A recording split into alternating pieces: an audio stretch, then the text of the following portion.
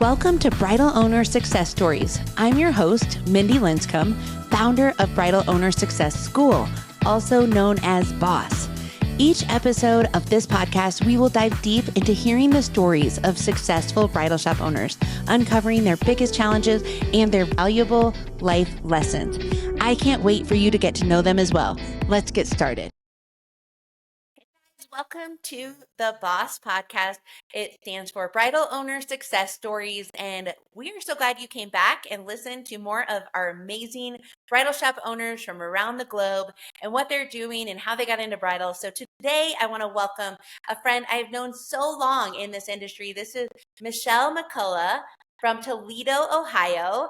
And I just want to say hi, Michelle. Thanks for being here today. Hi, Mindi. Thanks for having me. Yeah. Tell me a little bit about your store. What's the name of it and how long you've been doing this business of bridal? The name is Bella More Bridal, and we're going on 13 years. That's a long time. Yeah. How long have you had it?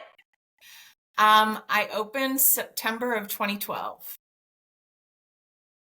So crazy. Okay, so my favorite question to start out with from everybody that I've ever interviewed is, how did you come upon the idea to work or to jump into the industry of bridal? Because when I think about it, it's not really a career that most of us are told about when we're going to college or growing up, and it just seems like it's fallen into our laps.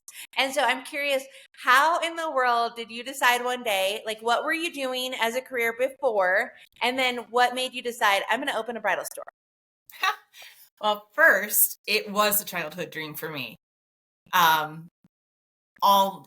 would say since sixth grade on, that's what I wanted to do, was work in bridal and own a bridal store. I even went to college in Atlanta for fashion merchandising and design. And one of my projects was to create a business plan for a store, and it was a bridal store. And looking back, the logo, although different name, was almost the same font as what mine is. My first location was 2 stories with a spiral staircase. What I had drawn up was 2 stories with a spiral staircase. Everything came to life finally. I had actually walked away from it after college and just decided I was going to work in corporate, and hated it. Like, cry all the time at my desk, hated being in a cubicle, and left corporate, left where I was living, and went back to college to become a vet, and walked into a bridal store, and she offered me a job. And I started working part-time while going to school, and things happened. The owner became ill. They were going to sell the store. So I bought it and never looked back. Wow. So you were just kind of doing it as a side job, and then you were able to buy it. Now I have a question, because a lot of people say, like, hey, how do I buy a business if I don't have a bunch of cash reserves? So, I mean, did they work with you? Were they your lender, or did you get a traditional business loan to do this? I wish I would have had more. It was so quick that I couldn't even think about it. It was a deal done in weeks. I bought it for her debt. So I made payment arrangements on her debt. Wow. So well, that's it was cool, because a very good deal. But yeah, you didn't have to go to the bank and get a huge loan then, because you were able to make payments on the purchase. That's so good. But I wish, looking back, that I would have had a business plan going into it. Yeah. Yeah. So, 13 years, looking at all of that, and I know you love it because you're still growing and still buzzing and doing all the things, but curious, when you look back, what's one of the biggest surprises that I know you worked in the business, but you didn't necessarily own and operate it. So when you look back and you go, oh man, I wish I would have known about blank when I opened a business. And maybe it's just about business ownership. It might not even be specific to bridal, but sometimes people say that it surprises them they didn't even think about this part of the business when they started. And for example, my dad said to me right when I started, he said, I think the hardest thing will be, finding and maintaining a team. Employees are, always a great asset, but it's also something that you experience turnover. And I was like, oh, that'll be the easiest part. Well, I think my dad was right. I think it is hard because you have to lead a team and be really, creative at making them feel valued and motivated to stay, on their A game all the time. And so that's something that I'm like, I guess I underestimated how much work that would be. And so I'm curious for you if you have any surprises as you look back and say, you know what, I didn't realize business ownership was hard in this regard.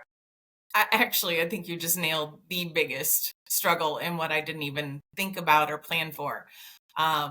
Staffing, I love my team. I absolutely love them and couldn't do this without them, but it's a lot. I'm more of I'm a doer and not a delegator. So that brings a lot of frustration for them because they don't know what to do because I forget to give it to them and teach them how to do it. So I'm learning every day. And we're growing together, which is great. So that was a surprise that you're like, oh, I learned or I'm still learning. I would say I'm still learning that too. And you're right. I think we both are in that season where we've been doing it long enough that we have such an incredible team. I mean, I've never not had a good team. It's just, life changes and seasons move around and, you're constantly wanting to pour into them so that you can have a good team. And I didn't realize how much that was a lot of work, So, okay, when you think about bridal, do you have any just fun stories when you think back and you're like, okay, this was a crazy moment inside the shop that until you own a bridal shop, you don't realize like just how, I mean, it could be something super funny, something that like when you were working on a Saturday and it surprised you, or even down to weird things with your lease or just things as a bridal shop owner that other bridal shop owners can relate to and say, oh my goodness, I'm glad I'm not the only one that has had some funny things happen to them. Or something you tried, like a product you tried. Like for me, I tried to sell scrunchies one time and I was like, why did I start to sell these little gift items? And I realized, okay, I got to stop selling gift items. Like it became just silly to sell things like that in a bridal store. But I thought, oh, this would be fun. Or, I've had some crazy stories over the years where my lightning struck my server and we were in Spain ordering wedding dresses and literally the entire my whole POS system with all my customer contacts and receipts and QuickBooks and everything was on my hard drive of my computer. It wasn't in the cloud because this was before then. And so this was like 15 years ago. And I lost everything. And so I'm just saying, like, stores don't understand, and bridal shop owners, it's just fun to hear you're not the only one that goes through crazy things. Right. Oh, my floods. Oh, yeah. Talk about that. We've had a lot of issues in our current space. I think I have had 6 floods. One section continually floods. We were on the first floor of a 3-story building, the oldest building in downtown Toledo. And I was in France visiting family for the holidays and got a call 48 hours after we left that the building had a water main break. And no one thought to look at our space because it was in the hallway, and got a hold of my manager and she went down and it wiped out an entire section of our store and my office. Ceiling came in and everything, but somehow we only lost 5 dresses. It was amazing. But my first trips post-COVID was 5 days. I had to come back home to deal with the mess. Do you feel like it just seems to happen, like all these crazy things are like when we finally get out of the shop and go and do something? Oh, every time. There was a couple years, I swear, every time that I got out of town, even if it was just 2 hours away, my alarms would go off. I'd have to send someone down and I'd spend a couple hours worrying what was going on. We found out it took almost 2 years for them to figure out that my glass break sensors were too sensitive.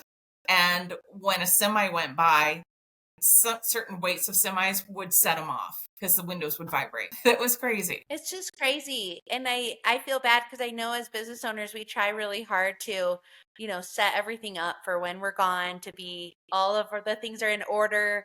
And it's already hard to get away. And then to get away and have things go wrong when you're gone. You just, Right. the buck really does stop here though. And you gotta be available to help people solve these problems. And as much as I want to say, turn the phone off while I'm on vacation, both my husband and I have such a hard time doing that. You can't. I mean, no matter what, I feel like I always have to be ready. I have to be by my phone. It's like Just taking in a case, Saturday yeah, off. Forget it. something Why happens. do I even bother? Because I watch all day. Do you have any advice for shop owners before they leave? Some things that you do because you do have international family and you do go abroad. What are some things you do to make sure that when you leave, that they're set up, for emergencies when you're gone? Well, my manager always has a credit card so that she can get anything they need. They have full permission to do anything they need to do to make sure our customers are taken care of without contacting me. Now, sometimes they will because they just worry about doing things without me. Other than that, I'm on call all the time. They know the time difference, but it doesn't matter if I'm at dinner with my family and it's, noon here and they've got an issue, they're going to call and I need to be there for them. Running a successful bridal shop can be challenging, but with the right support, it can also be incredibly rewarding. Hi, I'm Mindi Linscomb, founder of Bridal Owner Success School, aka BOSS. After 17 years in the bridal industry, I've developed proven strategies that drive both positivity and profitability in your business. Through BOSS, you'll receive insightful coaching, time-tested frameworks, and a community of bridal shop owners dedicated to helping each other succeed. Ready to boost your profitability and find more energy in your business? Visit bridalownersuccess.com and sign up for BOSS today. And because you do have such a great team, I'm curious if you have any recommendations on where you've met some of your awesome people. I know you've built a great team in your store, and I'm just like, how have you met your awesome people, Michelle? I have been extremely fortunate. I have a Patty, a mother who works for me, who came from David's Bridal, and her daughter started working for me. They're both Saturdays only. And her son works for me on Saturdays as our receptionist. And they know everyone, it seems like. And anytime I've needed someone, they're like, oh, we've got so-and-so here that's looking for a job. And they just refer me so much. And I keep telling them that they need to adopt me. But Love it. So I've got I love it. through them a lot of people, and I think just our reputation, honestly. The other ones that have come to me has just been based off of our reputation. That's awesome. That's awesome. Well, and I think that, when you were new and you didn't have that reputation built up, I think some of the ways I met people was just my customers. I just started to say, hey, are you looking for a job? And that's exactly how it started. So I bought the store, I rebranded and everything, but I kept the main employees, and they cycled out because I changed it. I changed how we did business. But from then I started hiring current brides at the time. So that's how I started. And honestly, hiring current or past brides, I think, is a great asset because they've lived it, they understand it, they've experienced it. Okay, I have another question for you. So when you thought, oh, it would be so fun to have a bridal store, and you started to, design your plan for your business plan back in college, and then you also were like, hey, I have this opportunity to buy this shop from another person. What were you most why did you want to get into bridal? Why did you think it sounded so fun? Is my first question. And then tie it up with has it been all those things that you thought it would be when you said, I want to open a bridal store?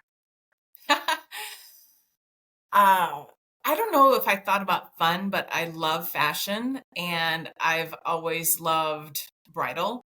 It was just something that I was the girl in school that had all the bridal magazines.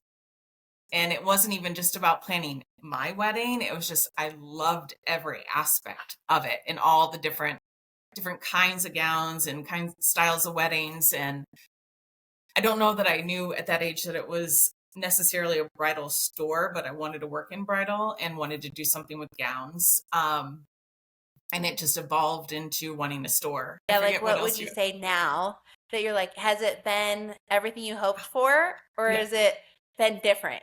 Now that where I'm at, it's different than what I thought.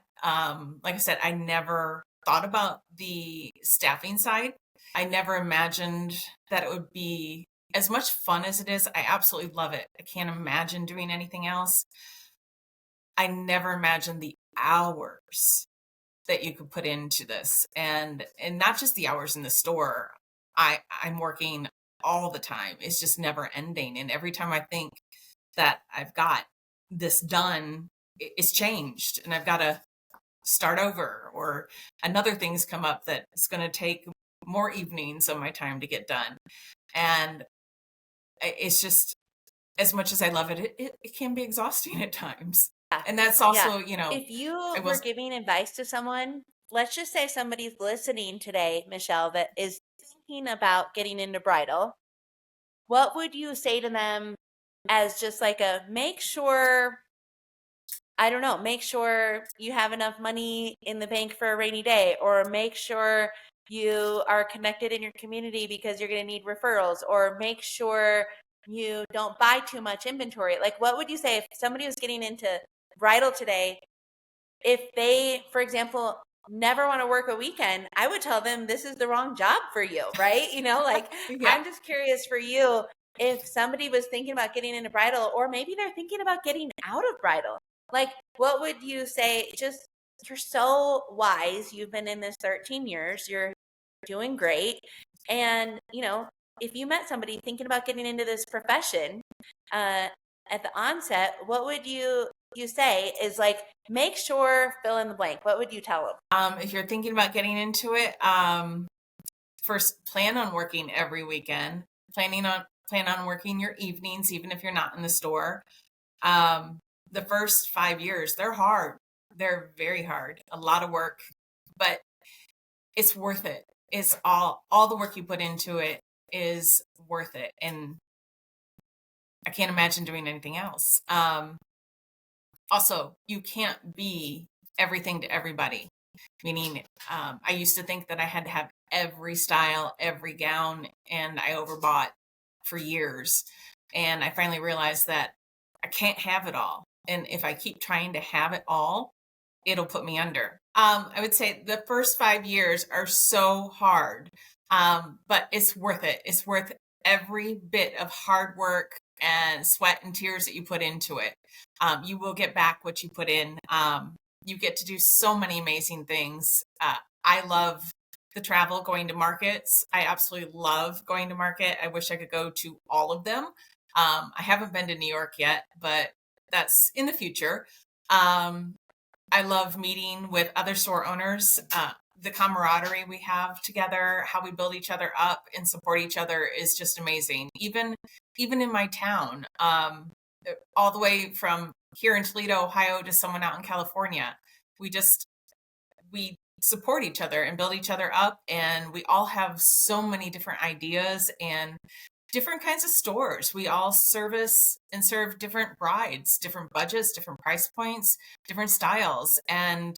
But when we come together, we have so many amazing ideas that we can all learn from. It's true. It's so good. And I do think it's worth the hard work, because there are so many amazing memories I have over the last decade. Even in my store, Michelle, have you had those moments where you just see like a family that you're just like, I'll remember that family forever? Like, that was so awesome getting to serve them. Yeah, and I do. Hear their story.